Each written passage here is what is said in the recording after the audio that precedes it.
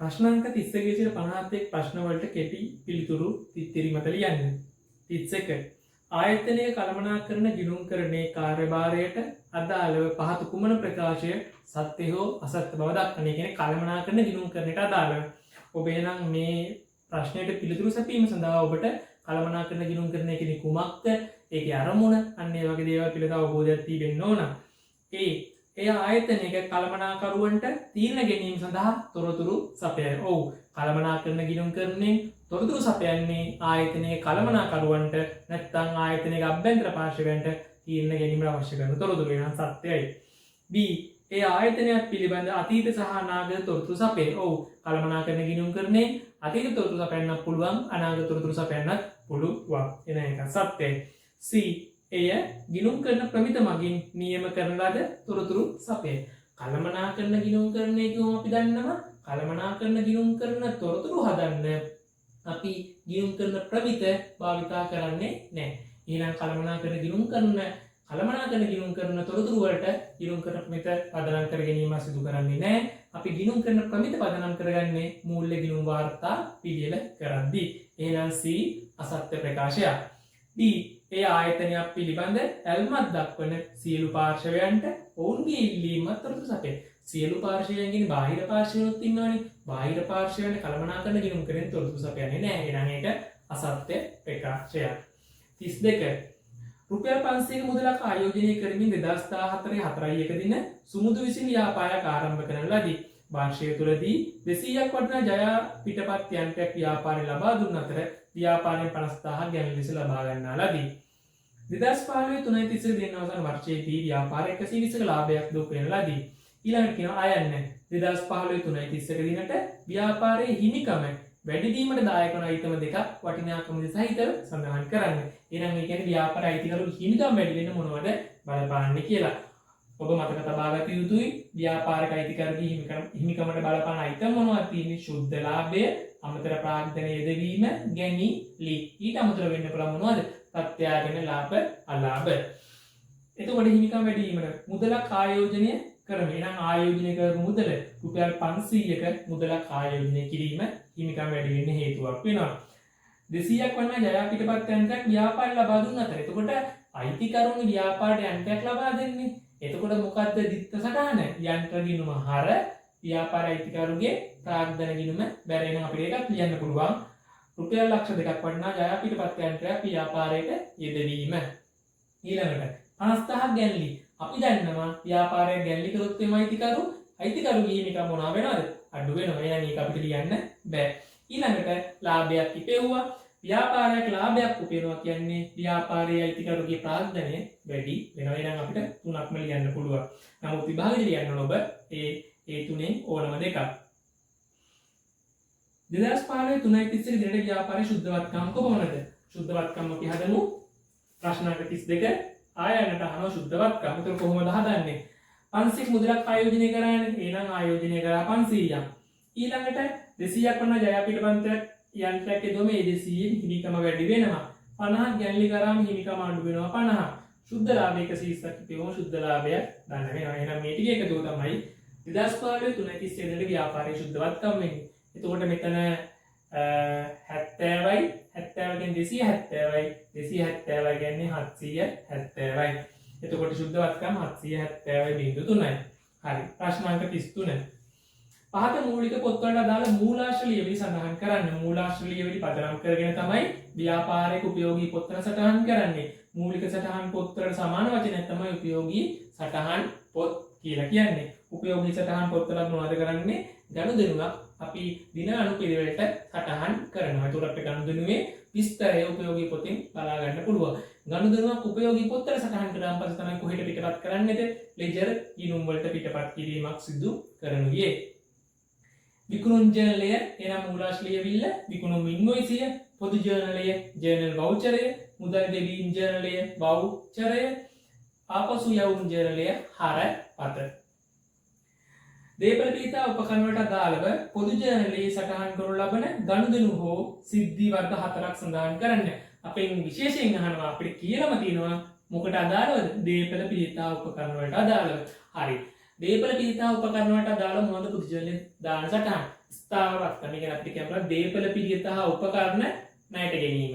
දේපල පිළියෙත හා උපකරණ ණයට විකිණීම. ඒක දෙකයි. දේපල පිළියෙත හා උපකරණ ක්ෂය කිරීම. ඊට පස්සේ දේපල පිළියෙත හා උපකරණ හානි වීම. අපිට කියන්න පුළුවන් මේ වගේ අපිට ඕනම එකක් දේපල පිළියෙත හා උපකරණ වලට දාලා කියන්න පුළුවන්. ඒක අපිට කියන්න පුළුවන් දේපල පිළියෙත හා උපකරණ ප්‍රත්‍යාදරණය අපි මොකද කරන්නේ පොදු ජර්නලයේ. හරි. එතකොට මට මේ ප්‍රශ්න කියවා දී හිතච්ච දෙයක් තමයි ඔබගෙන් මම ප්‍රශ්නයක් අහන්නම්. දේපල පිළියෙත හා උපකරණ සමානද ජංගම නොවන වත්කම් වලට? අපිට දේපල පිළියෙත හා උපකරණ කියලා වාක්‍යයක් ලියන්න ඕන. අපිට හිතන්න පුළුවන් ජංගම නොවන වත්කම් කියලා දාන්න. එහෙම දාන්න එපා. එතකොට අර්ථය විශාල වෙනවා. ජංගම නොවන වත්කම් ඇතුළේ දෙන එකයි තමයි දේපල පිළියෙත හා උපකරණ කියලා කියන්නේ. සියලුම දේපල පිළියෙත හා උපකරණ ජංගම නොවන වත්කම් වෙනවා. සියලුම ජංගම නොවන වත්කම් දේපල පිළියෙත හා උපකරණ වෙන්නේ නැහැ.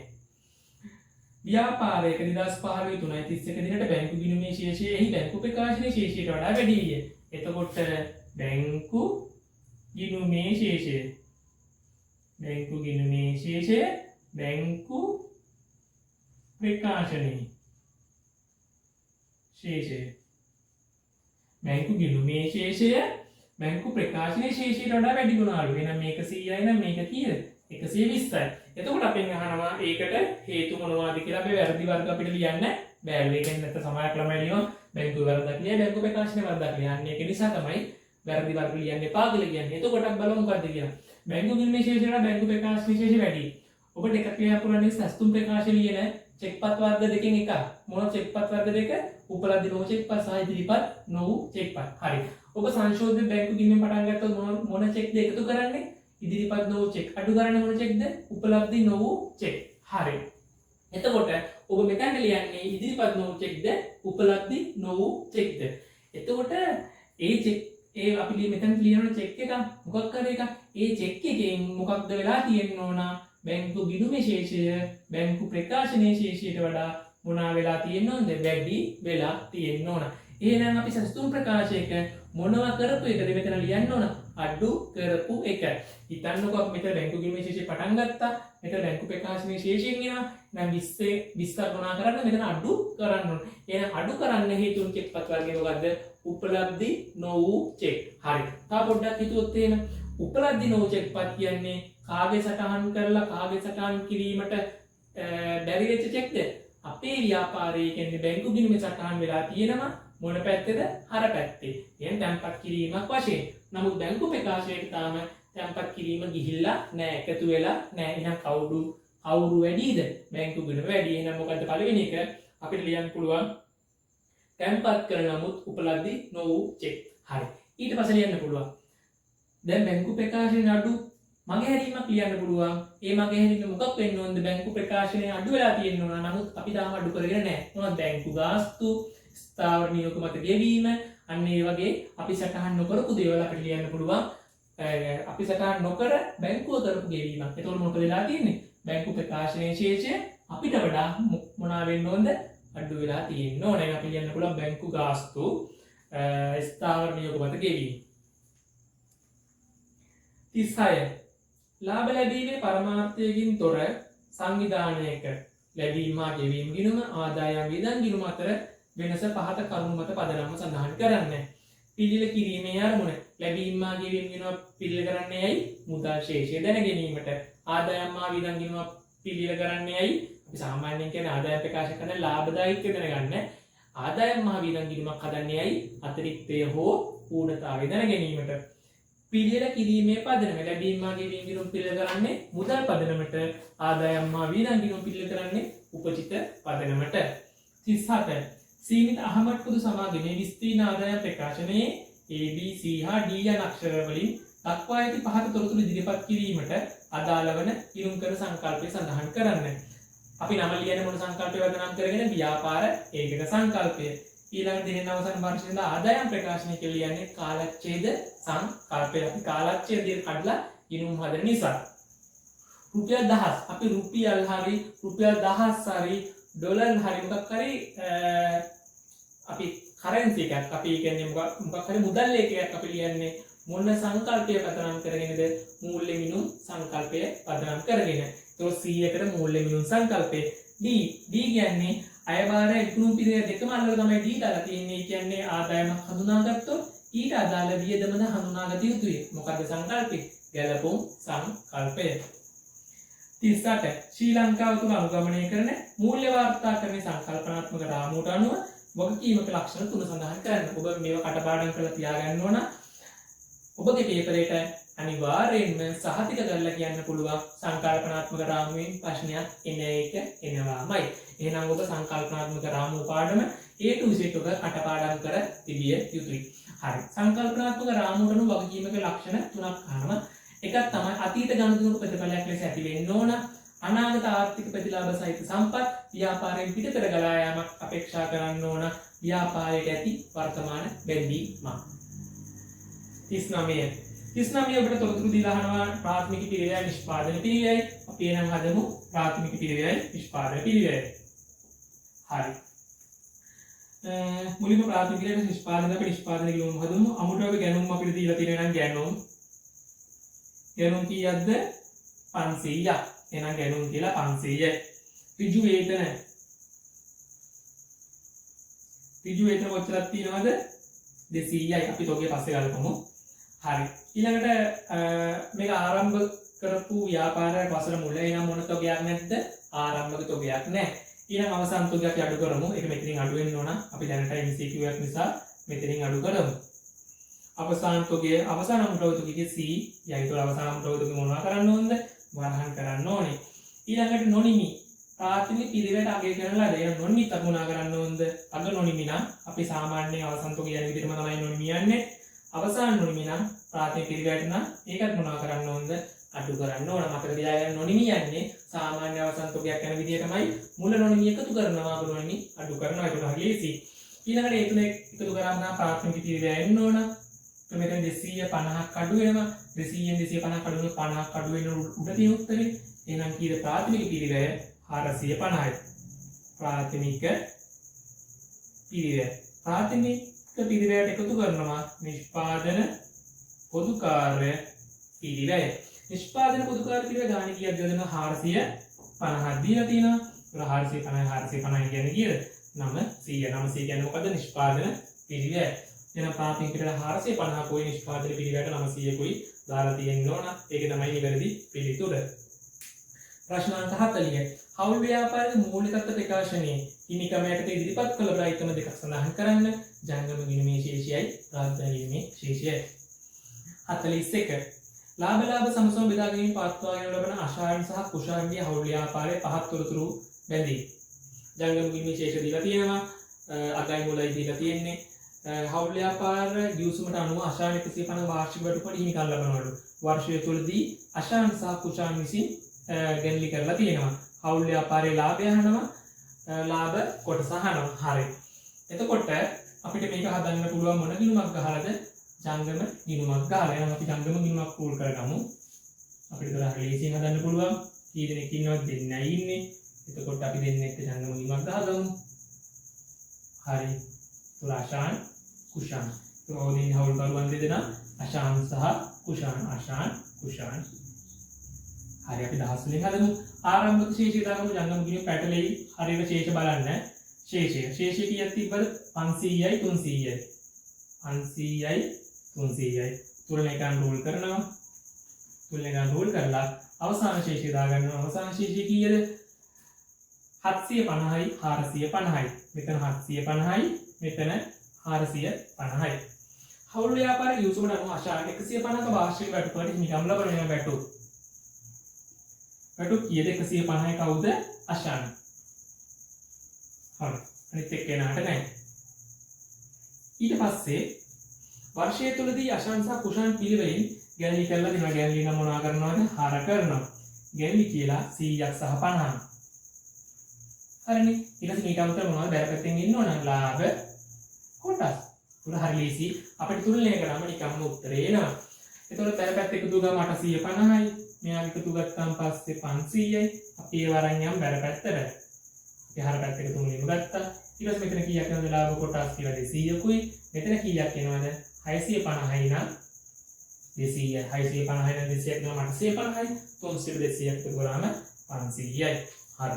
ඊට පස්සේ මොකක්ද අහන්නේ? හවුල් ව්‍යාපාරයේ ලාභය අහනවා. හවුල් ව්‍යාපාරයේ ලාභය. හරි. ඔබ දන්නවා ලාභය කොහොමද ගන්නෙ? සියලු විසර්ජනයන්ගේ එකතුව මොන විසර්ජනයන් තියෙන වැටුපුයි ලාභ කොටසු වෙන ලාභ කොටස් දෙකේ එකතුව 400යි වැටුප් එක 150යි. එහෙනම් කීයද? 500. 50 හවුල් ව්‍යාපාරයේ ලාභය කියලා ඔබ දාලා තියෙනවා 5,50,000. ඊළඟට අශාංශ කුෂන්ගේ ලාභ කොටස කියලා 200යි 200යි. හරි. 42.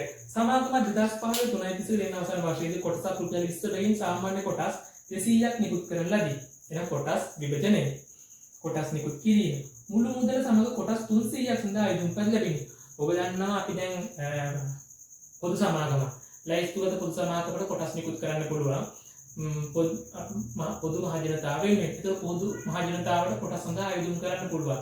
එතකොට දැන් අපි 200 කොටස් නිකුත් කරන්නේ සමහරක් වෙලාවට 200 අඩු කොටස් ගන්න සඳහා අයදුම්පත් හම්බ වෙනවා. සමහර ගොඩක් වෙලාවට සමාගම හොඳයි නම් 200 වැඩි කොටස් සඳහා අයදුම්පත් හම්බ වෙනවා. සමාගමකට දැන් මෙතනට අනුව සමාගමට හම්බ වෙන කොටස් 300ක් සඳහා අයදුම්පත්. නමුත් සමාගමට විභජනය කරන්න පුළුවන් නැත්නම් බෙදා දෙන්න පුළුවන් කොටස් උපරිම කීයද? 200ක් පමණයි. එහෙනම් අපි මොකක් හරි ක්‍රමයකට එක්ක අපි එක අනුපාත හදලා නැත්නම් අපි කොටස් 300ක් අපිට ඉල්ලලා තියෙනවා කොටස් 200යි අපිට දෙන්න පුළුවන්. එහෙනම් මොන අනුපාතයක් දෙනවද? 3ට 2. ඒ කියන්නේ කොටස් 3ක් ඉල්ලපු කෙනෙක්ට කොටස් 2ක් දෙනවා. හරි. අන්න ඒ වගේ අනුපාතයක් පදනම් කරන් අපිට කොටස් විභජනය කරන්න පුළුවන්. ඊට පස්සේ ඉතුරු සල්ලි මොනා කරන්න ඕනද? අපි ආපසු කොටස් කරුවා වෙත ආපසු යවන්න ඕන. සමාගම රුපියල් 50,000 කොටස් නිකුත් කිරීම ඉදමක් ලෙස දරලාදී. සමාගම කොටස් 200ක් සමානුපාතික විභජනය කරන ලද අතර දැක්කනේ කොටස් 200 තමයි සමානුපාතික විභජනය කරන්න වෙන්නේ. සමානුපාතික කියන්නේ මොකද? 3ට 2. අන්න ඒ වගේ අනුපාතයකට අතිරික්ත මුදල් අයදුම් කරුව වෙත නැවත යවන ලදී. කොටස් විභජනයේ සටහන් කිරීම සඳහා ජලන සටහන් සංලක්ෂ්‍ය අවශ්‍ය නොවේ. ඒතකොට කොටස් විභජනය කියන්නේ මොකද්ද? අපි මුලින්ම මුදල හම්බුණා. ඒක නෙමෙයි. මුදල හම්බුණු දිස්ත්‍රාණ මොකද්ද? මුදල් පොත හර කොටස් නිකුත් කිරීමේ ගිණුම බැර. එතකොට මුදල් පොත හර කොටස් නිකුත් කිරීමේ ගිණුම බැර කියන මම ඔබට කියලා දෙන්නම්. ඒක නෙමෙයි උත්තරේ වෙන්නේ. ඒ මොකද? ලද මුදල සටහන් කරන එක. එතකොට ලද මුදල කීයද? කොටස් 300 වැඩි කිරීම 20. එහෙනම් 300 වැඩි කිරීම 20 කියන්නේ 6000.3 මුදල් පොත හර කරනවා 6000.3 බැර කරන කොටස් නිකුත් කිරීමේ ගිණුම.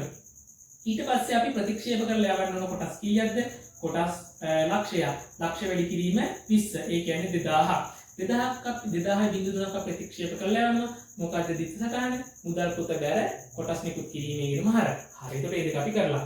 ඊට පස්සේ තමයි අපි අපේ උත්තරයට එන්නේ කොටස් ටික විභජනය කරනවා. දැන් කොටස් නිකුත් කිරීම ගිණුම ඇතුලේ බැර පැත්තේ ඉතුරු වෙලා තියෙන කොච්චරද? කොටස් 200 වැඩි කිරීම 20. ඒ කියන්නේ 4000.3. අපි ඔය 4000.3 කොටස් නිකුත් කිරීමේ ගිණුම හරගලලා ප්‍රකාශිත සාමාන්‍ය කොටස් ප්‍රාර්ථන ගිණුම බැර කරන්න ඕන. අන්න ඒක තමයි අපේ දිත්ත සටහන. ඊට ගනුදෙනු නිසා වර්ෂය තුල හිමිකමේ සුද්ධ වැඩි වීම කොපමණද කියලා අහනවා. එතකොට මොකද වෙන්නේ? 4000කින් හිමිකම වැඩි වුණා. ඊට පස්සේ කොටස් නිකුත් කිරීමේ වියදම 50ක් තිබ්බා. ඒ 50න් හිමිකම් මොනවා වෙනවද? අඩු වෙනවා. එතකොට මොනවාද? 3950කින් අපේ ව්‍යාපාරයේ හිමිකම වැඩි වෙනවා. 43 සුදුසු තීරුවේ හර ලකුණක් යොදමින් නිෂ්පාදන සමාගම පහත ගනුදෙනු තුලින් ඇතිවන මුදල් ගලා ඒම LK7 ගිණුම්ගන ප්‍රමිතියට අනුව මෙහි යොමුද ආයෝජනද මූල්‍යවද ලෙස වර්ගීකරණය කරන්න. හරි. පළවෙනි එක සාමාන්‍ය කොටස් නිකුතිය මුදල් ලැබීම. සාමාන්‍ය කොටස් නිකුතිය මුදල් ලැබුණොත් අපි ඒක කොහෙටද දාන්නේ? අපි ඒක දාන්නේ මූල්‍යන ක්‍රියාකාරකම් වලට. හරි. ඔබට දැන් සමහරක් විට පැටලෙනවා ඇති. ක්‍රියාකාරකම් වර්ග තුනක් තියෙනවා. මොනවද ක්‍රියාකාරකම් වර්ග තුන? මෙහෙයුම් ක්‍රියාකාරකම්, ආයෝජන ක්‍රියාකාරකම් සහ මූල්‍යන ක්‍රියාකාරකම්. හරි. මෙහෙයුම් ක්‍රියාකාරකම් කියලා කියන්නේ නම් ක්‍රියාකාරකම් වර්ග තුනයි. පළවෙනි එක මොකද්ද? මෙහෙයුම්. දෙවෙනි එක මොකද්ද? ආයෝජන. තුන්වෙනි එක මොකද්ද? මූල්‍යන. මෙහෙයුම් කියන්නේ සාමාන්‍ය ව්‍යාපාරික කටයුතු. සාමාන්‍ය ව්‍යාපාරික කටයුතු. තමයි මෙහෙයුම් වල දාන්නේ. ආයෝජන වල දාන්නේ ආයෝජන කටයුතු. ආයෝජන ක්‍රියාකාරකම්. ඒ කියන්නේ අපි ජංගම වල වටනවා ගන්න ආයෝජනයක් නේ. ඒක දානවා මේකට. ස්ථාවර තැන්පතුවක් ගන්න නම් ඒක දානවා මේකට. ජංගම නොනවත්කමක් විකුණනවා නම් ඒක දානවා මේකට. ඒ කියන්නේ ආයෝජන ක්‍රියාකාරකම් වලට ගොඩක් වෙලාවට එන්නේ මොනවද? ජංගම නොනවත්කම් හා බැඳුණු ගනුදෙනු.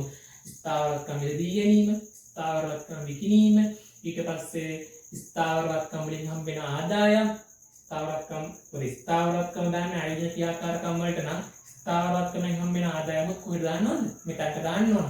එතකොට අපි සමාගම් වලට ගියාම ඔකට දාලා තිනවා අපි හිතන්නකො අපේ සමාගම තව සමාගම කොටස් වල ආයෝජනය කරනවා. ආයෝජනය කරාම පස්සේ අපි ඒක කොහෙද දාන්නේ?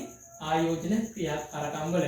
ඔබට ගන්න කියයි ABC සමාගම XY සමාගමේ කොටස් මෙච්චරක් මිලදී ගත්තා. එහෙනම් ඒක කොහෙද දාන්නේ? ආයෝජන ක්‍රියාකාරකම් වල. ඊට පස්සේ කියනවා මේ කොටස් සඳහා වසර තුල මෙච්චරක ලාභාංශයක් හම්බුණා. ලාභාංශ කොහෙද දාන්නේ? ආයෝජන ක්‍රියාකාරකම් වල. ඔබ ලාභාංශ දාන්න ගියාම පොඩ්ඩක් සැලකිලිමත් වෙන්න ඕන. මොකද ලාභාංශ කියන ආදායමක් අපේ උඩ අපි වක්‍ර ක්‍රමයට නම් හදන්නේ බදුතර ශුද්ධ ලාභය ඇතුලේ අපේ තියෙන මොනවද ලාභාංශ එහෙනම් අපි ගැලපීම් වල අපේ ලාභාංශ අඩු කරලා ඉන්න ඕන. අඩු කරලා තමයි අපි කොහෙට ගන්නේද? ආයෝජන ක්‍රියාකාරකම් වලට දාන්නේ. හරි. මූල්‍යණය කියන්නේ මූල්‍යණය වලට බලපාන්නේ අපේ ප්‍රාග්ධනයේ සැපයුම් කරුවන්. ඒ කියන්නේ ණය ප්‍රාග්ධනයේ සැපයුම් කරුවන් හා ණය ප්‍රාග්ධන සැපයුම් කරුවන් හා අයිති කරුවන්. අයිතිකරුවන්ට අදාළ ගනුදෙනු. ණය ප්‍රාග්ධනය දීර්ඝකාලීන ණයක් ගත්තොත් මූල්‍යණය. දීර්ඝකාලීන ණයක් ගෙවුවොත් මූල්‍යණය. කොටස් නිකුත් කළ සල්ලි හම්බුනොත් මූල්‍යණය. අනිකුත් කළ ව්‍යාපාරික හවුල් අයිතිකාරයන් සල්ලි දුවොත් මූල්‍යණය. ගැනලි කරොත් අනිකුත් කළ ව්‍යාපාරයක මූල්‍යණය. හවුල් සමාගමකට ගියොත් ගැනලි වල ලාභාංශ කරන්නේ. ලාභාංශ ගෙවනවා. ලාභාංශ ගෙවුවොත් මූල්‍යණය.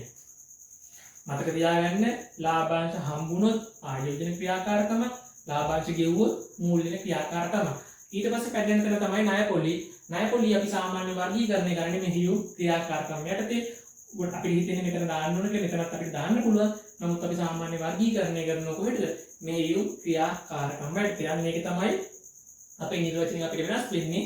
අපි මෙහියුම් ක්‍රියාකාරකම් වල මොකක්ද දානවද? ණය පොලි ගෙවු බදුයි එක තැනක අපි දානවා. හරියටම බලමු. සාමාන්‍ය කොටස් නිකුත් වේ මුදල් ලැබීම. සාමාන්‍ය කොටස් නිකුත් වේ මුදල් ලැබීම මූල්‍යණය.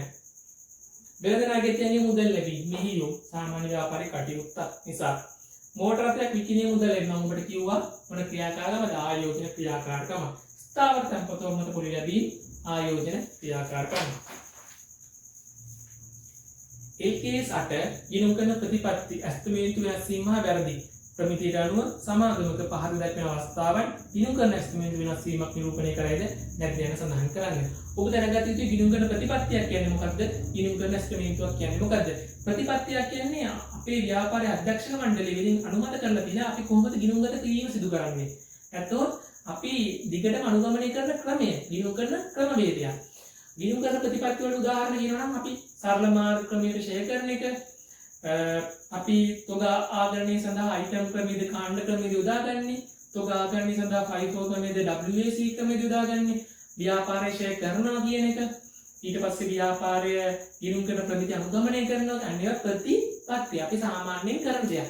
ඇස්තමේන්තුවක් කියනකොටම ඔබට තේරෙනවා තවම වෙලා නැති අනාගතයේදී මිලක් තීරණය වෙන දෙයක්. ඒ කියන්නේ අනාගතයේදී තමයි හරි වටිනාකම තීරණය වෙන්නේ. ඇස්තමේන්තු ඔබ දැනගෙන ඔබට ඇහිලා ඇති ප්‍රායෝගිකව ඔබ එදිනෙදා ජීවිත ගත කරද්දී ගොඩක් කට්ටිය කියනවා තමන්ගේ වාහනය හැප්පුණාම ඉන්ෂුරන්ස් කම්පැනිට මොකක් අපි දෙන්න ඕනද? එස්ටිමේට් එකක් දෙන්න ඕන. එස්ටිමේට් එකේ සිංහල වචනේ තමයි ඇස්තමේන්තුව. ඒ කියන්නේ ඇස්තමේන්තුවක්. එතකොට ගොඩක් වෙලා කියනවා මම එස්ටිමේට් එක දුන්නාට හරිය නෑ මට සල්ලි හම්බුන්නේ නැහැ ඔක්කොම. එහෙනම් මොකද්ද? එස්ටිමේට් එකක්. ඇස්තමේන්තුවක් කියන එක හරියම මුදල නෙමෙයි. නෑ ඇස්තමේන්තු වෙනස් වෙන්න පුළුවන්. මොනවද ගිණුම් කරන තියෙන ඇස්තමේන්තු මතක තියාගන්න. ඵලදායි ජීව කාලය, සුන්ගුන්නගය, ඊට පස්සේ අපිට ගන්න පුළුවන් ඵලදායි ජීව කාලය ගත්තා, සුන්ගුන්නගය ගත්තා, සුද්ධ කළද්දී අගය ගන්න පුළුවන්. අන්න ඒ වගේ අගයන් තමයි අපි කියන්නේ ගිණුම් කරන ඇස්තමේන්තු.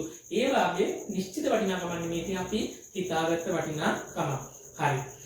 එතකොට අපි අහන්නේ ඒ වගේ ඇස්තමේන්තුද මේ කියන ආරම්භක තොග අධිකරණය වීම නිසා ලාභයේ ඇතිවෙන වෙනසක්. ගිණුම් කරන ඇස්තමේන්තුවද නෑ. ආරම්භක තුකයක් හෝ අවසාන තුකයක්. එන ආරම්භක තුකයක් කියන්නේ අවසාන තුකයක් නිසානේ. අවසාන තුකයක් අපි කිසිවෙලක ඇස්තමේන්තු කිරීමක් සිදු කරන්නේ නැහැ. අවසාන තුකයක් අපි ගන්න එක භෞතිකව ගබඩාවට ගිහිල්ලා. එතකොට ඒක ප්‍රතිපත්තියකුත් නෙමෙයි. අවසාන තුකය කියන්නේ මොකද? වටිනාකම. ඇස්තමේන්තුවක් නෙමෙයි නේද? නැත. वर्ष අවසානයේ නැගිටි ශේෂයේ මත අඩමාන්න වෙන් කිරීම අනුපාතය වෙනස් වීම.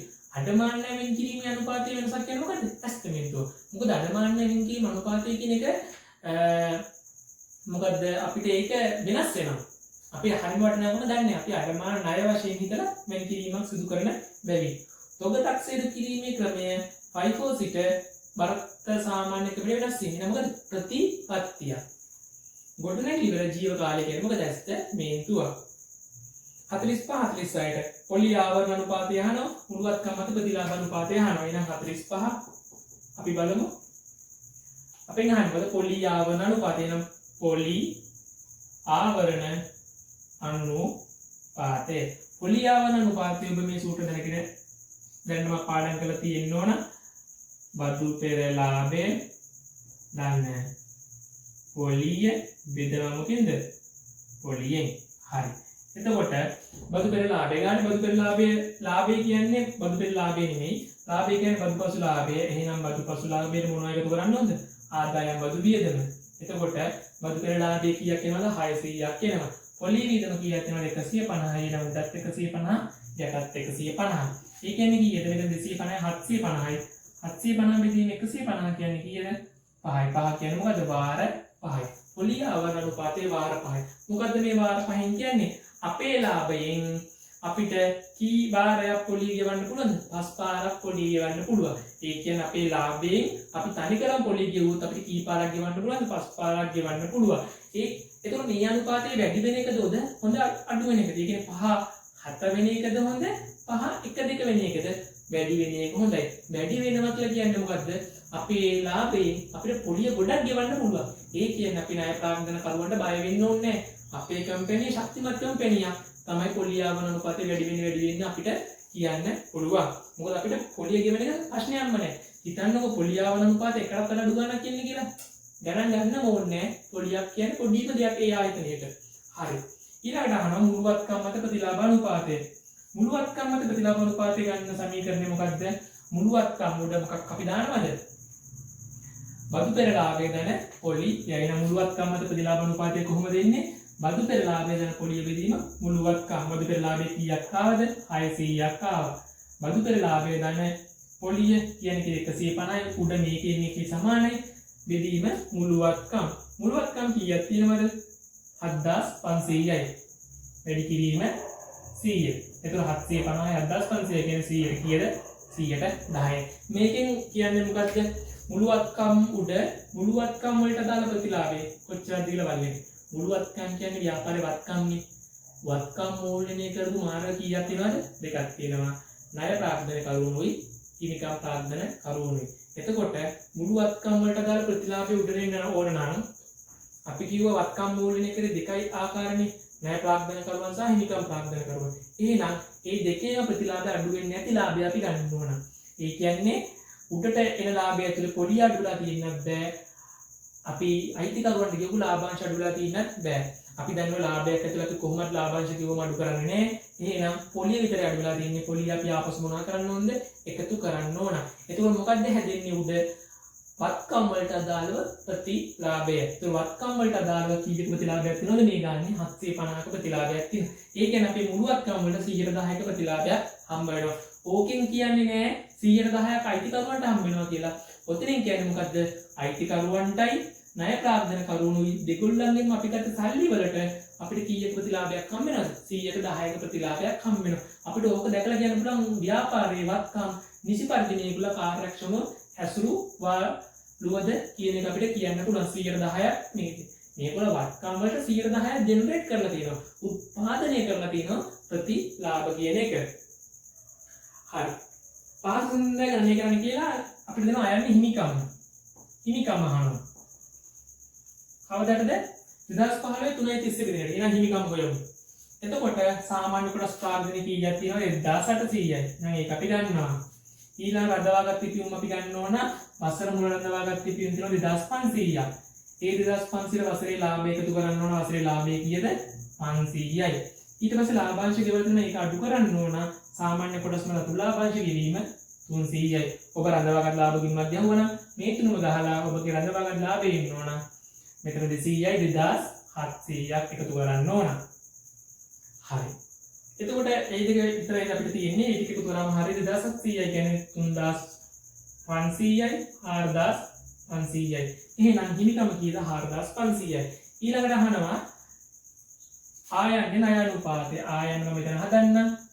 ණය අනුපාතය. ණය අනුපාතය ගන්නේ කොහොමද? ණය ප්‍රාග්ධනය බෙදීම මුළු ප්‍රාග්ධනය. මුළු ප්‍රාග්ධනය. ණය ප්‍රාග්ධනය බෙදීම මුළු ප්‍රාග්ධනය අපිට 100 වැඩි කරන්න පුළුවන්. අනුපාතයක් හදගන්න ණය අනුපාතය. එතකොට ණය ප්‍රාග්ධනය කියලා ගන්නේ මොකද්ද? දිගු කාලීන වගකීම්. හරි. මුළු ප්‍රාග්ධනය කියලා ගන්නේ දිගු කාලීන වගකීම් වලට හිමිකම් එකතු කරනවා. අපි දැන් තමත් හිමිකම් හොයාගෙන ඉවරයි 4500යි. 100ත් අපි ළඟ තියෙනවා 100යි. එහෙනම් මොකක් හොයාගන්න ඕනද? ණය ප්‍රාග්ධනය දිගු කාලීන වගකීම්. කොහොමද හොයාගන්නේ? දිගු කාලීන වගකීම් හොයාගන්න පුළුවන් ගිණුම් සමීකරණ දැනුමේ. ව්‍යාපාරේ මුළුවත්කම් කොච්චරක් තිබ්බද? මුළුවත්කම් තිබ්බ ඔක්කොම 7500ක්. හිමිකම් කොච්චරක් තිබ්බද? 4500ක්.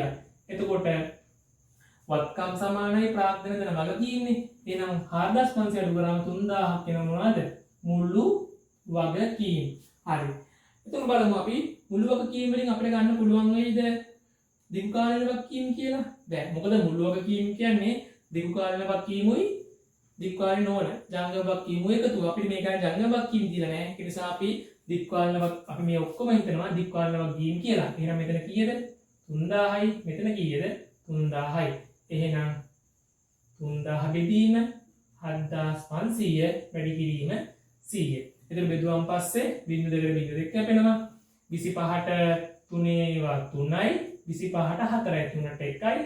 එහෙනම් කීයද? 100ට 40යි. 140 කියන්නේ අදහස් වෙන්නේ මොකද්ද? මුළු ප්‍රාග්ධනය. මුළු ප්‍රාග්ධනය කියන්නේ ණය ප්‍රාග්ධන කරුවණුයි හිමිකම් ප්‍රාග්ධන කරුවණුයි. ඒගොල්ලන්ගෙන් 140ක් මොකක්ද? ණය ප්‍රාග්ධන කරුවන්. එතකොට 60ක් කියන්නේ මොකද්ද? මුළු ප්‍රාග්ධනයේ හිමිකම් ප්‍රාග්ධනය. 60ක් කියන්නේ හිමිකම් ප්‍රාග්ධනයේ මුළු ප්‍රාග්ධනයෙන් කොච්චරද? 140ක් කියන්නේ ණය ප්‍රාග්ධනයේ මුළු ප්‍රාග්ධනයෙන් කොච්චරද කියන එක. එතකොට සාමාන්‍ය ව්‍යාපාරික හිමිකම් ප්‍රාග්ධනය තමයි වැඩිපුරම තියෙන්න ඕනේ. නම් මේ ගානේ හිමිකම් ප්‍රාග්ධනය තමයි වැඩිපුරම තියෙන්නේ. හරි. ඊළඟට අපිට දෙනවා ආර්ථික ඇණවුම් ප්‍රමාණයට අදාළ ප්‍රශ්නයක්. ඒකට අපි දැනගෙන තියෙන්න ඕන අපිට සූත්‍ර ටික තිබ්බනම් අපි නිකම්ම ආදේශ ගන්න විතරයි තියෙන්නේ. හරි අපි බලමු මේක කොහොමද හදන්නේ කියලා. මුළු ඇණවුම් පිළිවෙල හදා ගැනීමේ පිළිවෙල යහන්නේ අපි අයන්න මුළු ඇණවුම් පිළිවෙල.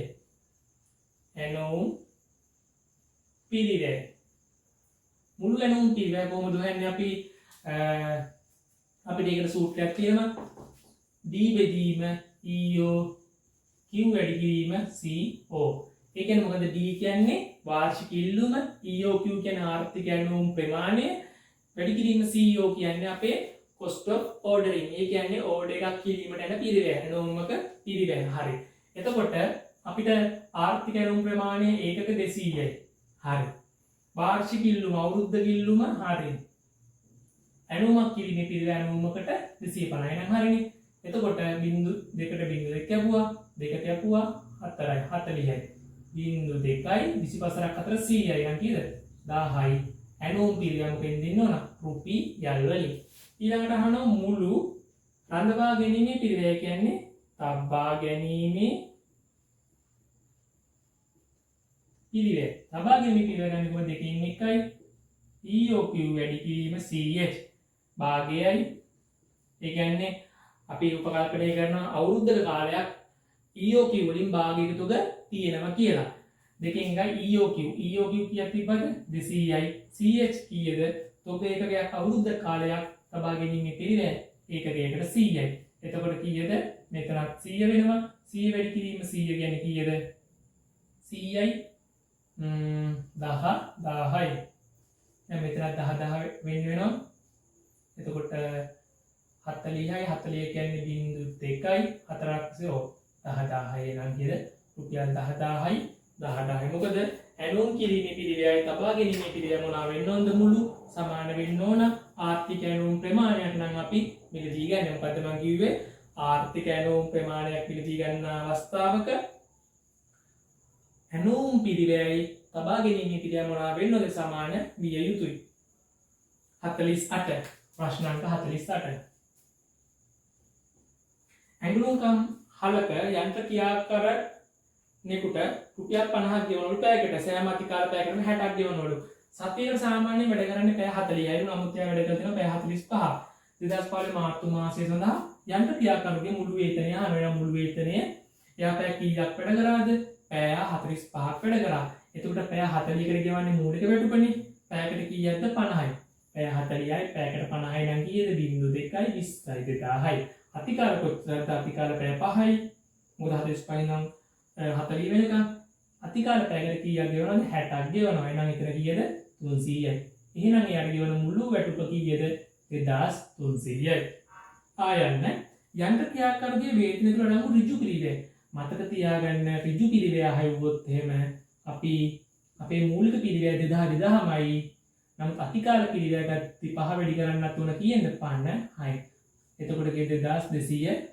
ඒ කියන්නේ අපි මේ 60 කියන එක 60 කියන එක ඇතුළේ 10ක් තියෙනවා පැයකට වැඩිපුර ගෙවලා අපි ඒ 10 ඍජු පිළිවෙලක් වශයෙන් සැලකිලිට ගන්නෙ නැහැ. එහෙනම් මතක තියාගන්න ඍජු පිළිවෙල වුත් ඔබට කිසිම ප්‍රශ්නයක් නැහැ. වැඩි කරලා දෙන පැය කීයක්ද? 45 වැඩි කරන්න 5යි.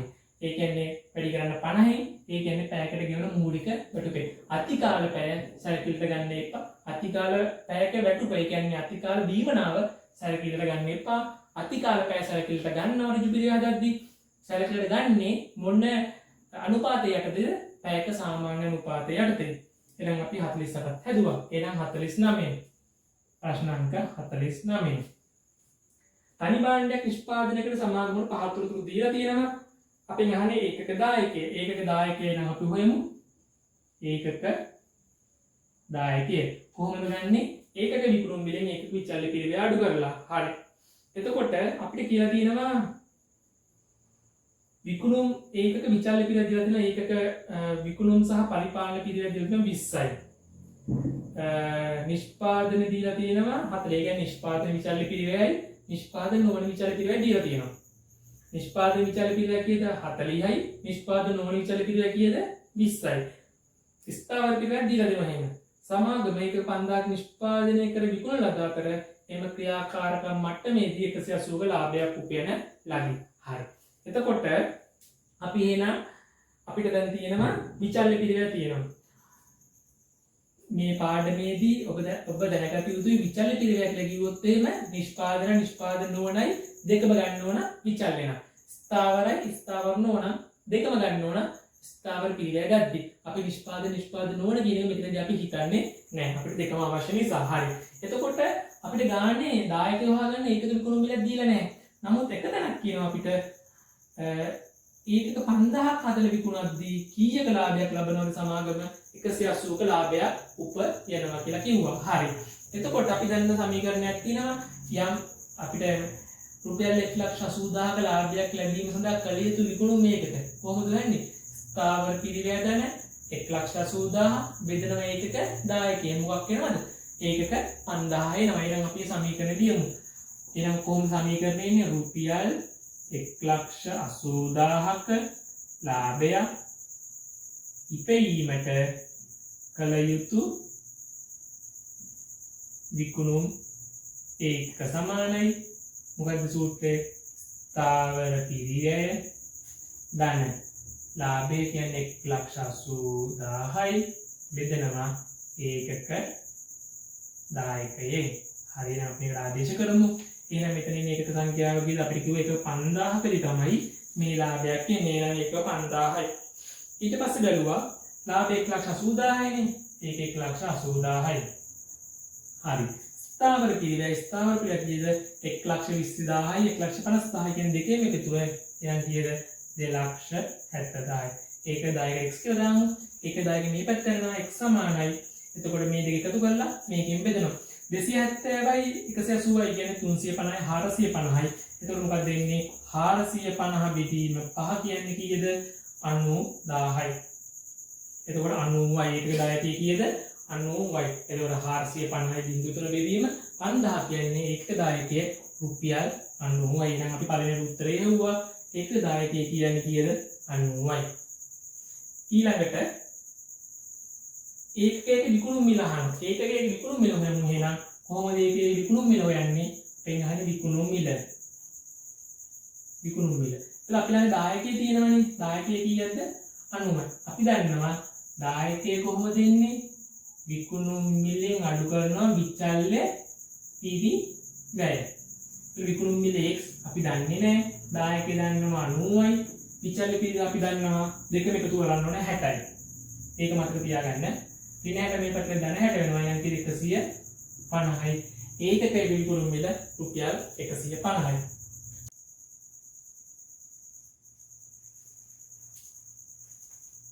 ප්‍රශ්න අංක 50. අපෙන් අහන්නේ ආයෝජන තීරණ ගානක සුද්ධ මුදල් ප්‍රවාහයන පස්වන වසරේ ඊපස්සේ අහන පිළිගියුම් කාලය නම් අපි හදමු වර්ෂය